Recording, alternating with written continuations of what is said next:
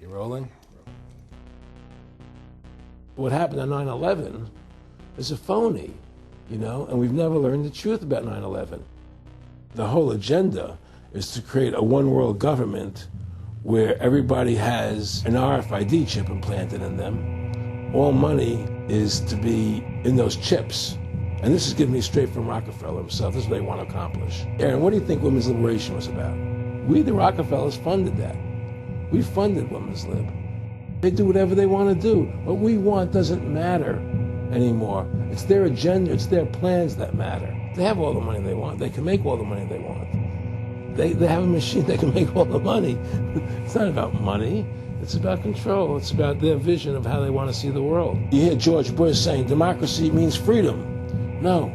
Democracy equals New World Order. I believe God put me on this earth to be the best person I could be, and put everybody on this earth to be the best they can be. You have to stand up for what's right in life.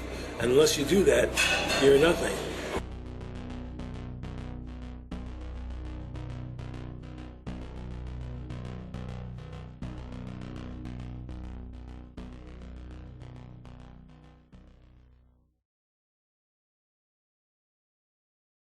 Award-winning filmmaker turned freedom fighter, Aaron Russo was an amazing individual. He'd been battling cancer for more than 3.5 years when he began making America Freedom to Fascism, that he shot, directed, edited pretty much on his own with just the help of a few people. An amazing individual. A long life of award-winning films, of hard work, and for standing up for the Bill of Rights and Constitution.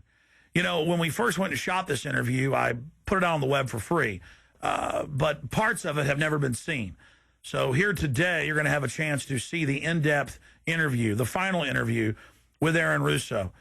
But his important work lives on. He made one of the definitive films exposing the elite that control this nation and the world, the private Federal Reserve.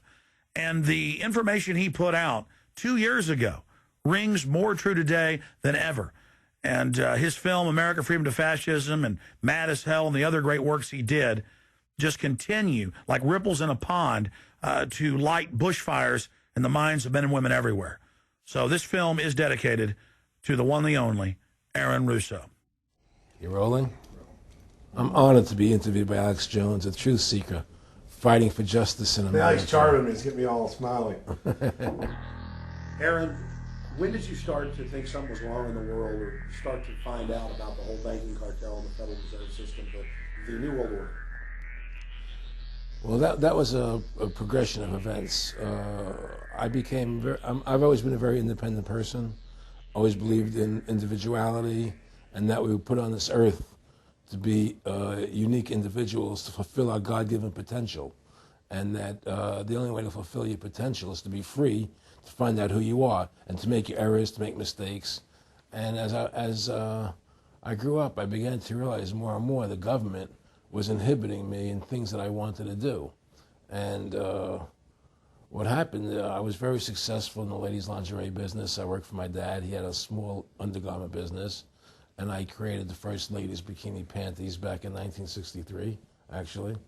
And then I opened up a nightclub in Chicago called the Electric Theater that opened up the day Martin Luther King was assassinated.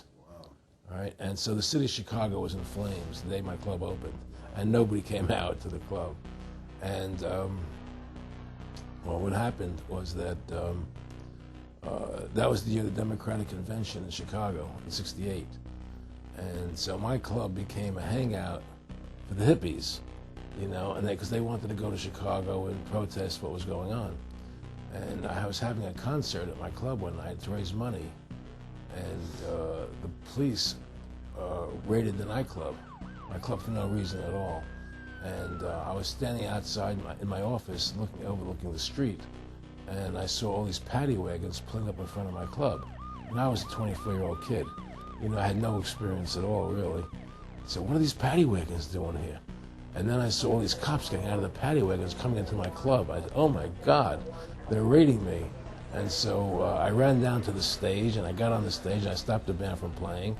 And I said to the people in the audience, we're being raided, so sit down on the floor, cooperate, and plot your identification and cooperate with the police. And as I said that, two of the cops from behind threw me onto the floor and grabbed me and started dragging me out of the club. I'm going, you know, victory, victory. You know, I'm playing it for all it was worth at the time. I was a kid. And then I saw the fire department there. And the fire department was dumping garbage cans, the garbage all over the floor. And I thought to myself, well, why are they doing that? You know, very quickly as they were dragging me out. And I didn't quite understand it. So they threw me into the paddy wagon. As I got into the paddy wagon, one of the cops grabbed my testicles from behind and squeezed. And I went into the paddy wagon in gigantic pain. And the next person that came into the paddy wagon, the cop, as he was stepping in, the cops took the billy club, smashed him on the head with it, and just split his skull, you know, for no reason. I mean, there was nothing wrong. So that was kind of your wake-up. That was my awakening. Like, what is going on? I thought this was America. So I initially blamed it on Chicago and Mayor Daley, thinking it was Chicago. And anyway, it was the headlines of the newspapers the next day. You know, there was my picture in the newspapers, the headlines, Electric Theater short-circuited, it was raided.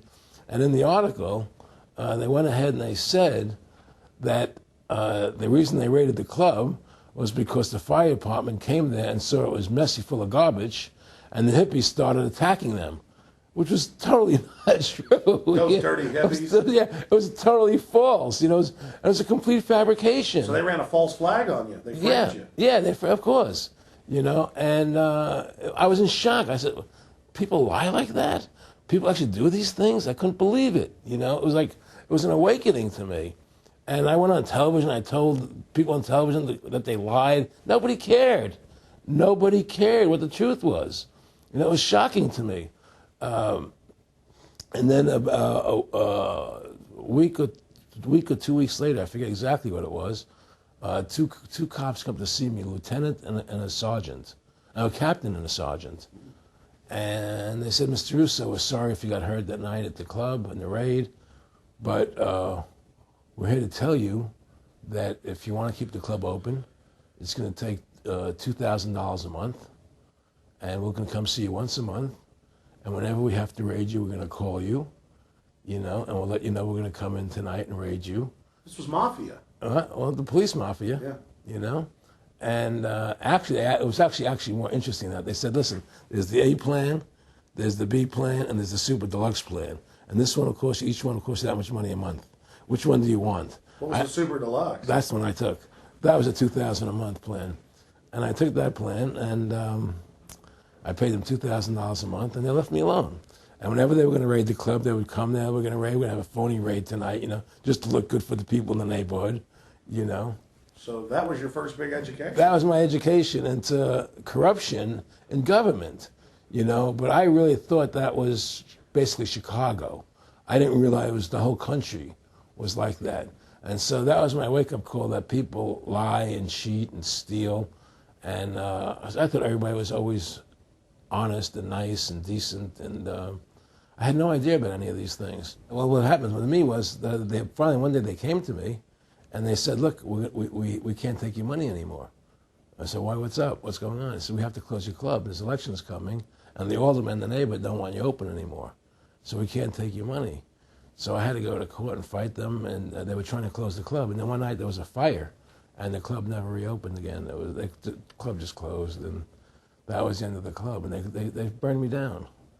And that was the end of my experience. And then I moved back to New York, where I met Bette Midler, and I ran into her at a little nightclub she was playing called the Improv, and I thought she was fabulous. And through a series of events, I began managing her. And as soon as I started managing her, her career took off like a rocket. You know, it was just fortuitous, I guess. And we became very, very successful.